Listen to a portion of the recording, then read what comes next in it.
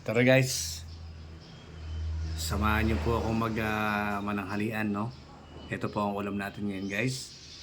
Okra, talong at talbos ng kamote. Fresh from the farm. Ayan po ang ating sausawan. Sili patis na may sili. Kanin. Ayan po ang ating mga gulay. Ayan, may bayabas po tayong bagong pitas. Ayan, mamaya magluluto tayo ng binayabasang